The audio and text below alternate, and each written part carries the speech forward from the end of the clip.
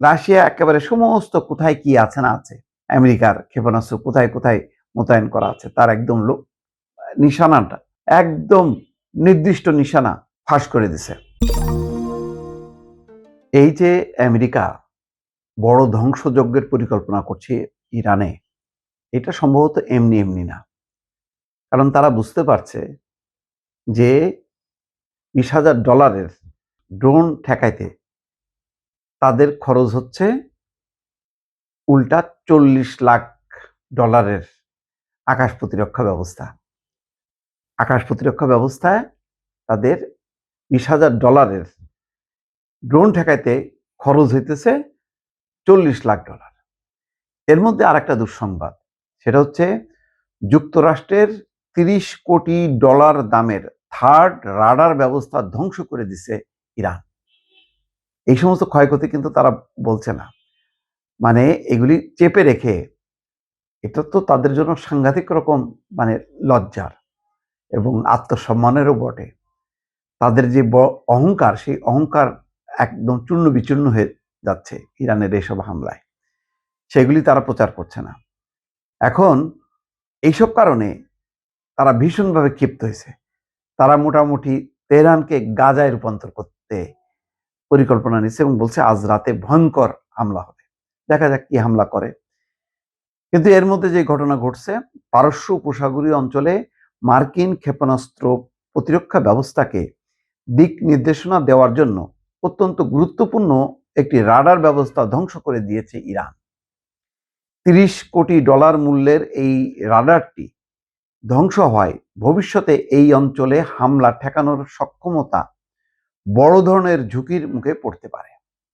মার্কিন এক কর্মকর্তা এমন তথ্য জানিয়েছেন। তাহলে বুঝতে পারছেন যে রাডার দিয়ে যে তারা বিভিন্ন ধরনের হামলা ঠেকানোর ব্যাপারে যে দিক নির্দেশনাগুলো দিচ্ছে, সেই রাডার এখন অচল হয়ে গেছে।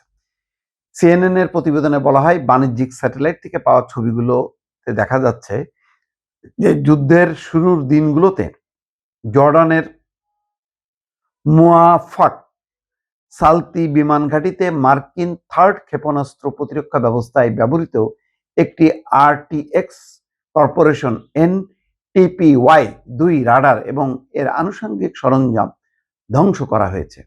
পরে একজন মার্কিন কর্মকর্তাও থার্ডের প্রতিরক্ষা সরঞ্জাম ধ্বংস হওয়ার বিষয়টি নিশ্চিত করেছেন।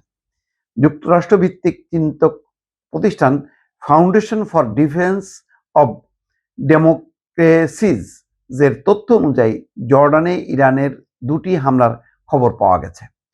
একটি 28 ফেব্রুয়ারি, অন্যটি 3রা March.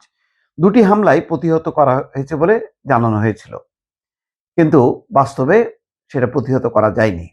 Foundation for defence and ডেমোক্রেসিজের সামরিক এবং রাজনৈতিক শক্তি কেন্দ্রের উপপরিচালক রায়ান ব্রবস্ট বলেন, যদি ধ্বংসের বিষয়টি সত্য হয়ে থাকে তবে থার্ড রাডারের উপর এই হামলা হবে ইরানের অন্যতম সফল আক্রমণ।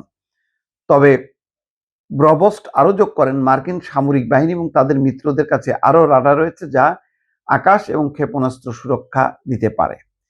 ফলে একক কোনো রাডার হারালে সেই ক্ষতি কিছুটা পুষিয়ে নেওয়া সম্ভব। তারপরে তো বড় ধরনের একটা ধাক্কা। এবং ইতিমধ্যে খবর বের হয়েছে যে রাশিয়া একেবারে সমস্ত কোথায় কি আছে না আছে, আমেরিকার ক্ষেপণাস্ত্র কোথায় কোথায় মোতায়েন করা আছে তার একদম নিশানাটা, একদম নির্দিষ্ট নিশানা ফাঁস করে দিছে ইরানের কাছে। আর সেই নিশানা ধরে ইরান একের পর এক ক্ষেপণাস্ত্র হামলা চালাচ্ছে, যেটা আমেরিকা একদম বেসামাল এবং বিধ্বস্ত হয়ে গেছে মানসিকভাবে এবং সামরিকভাবে, যে তারা জায়গা মতন হামলা করে সব তছনছ করে দিচ্ছে। এবং তারা বলছেও যে সব ক্ষেপণাস্ত্র ধ্বংস করা, প্রতিহত করার সক্ষমতা আমেরিকার বা ইসরায়েলের নেই। দর্শক।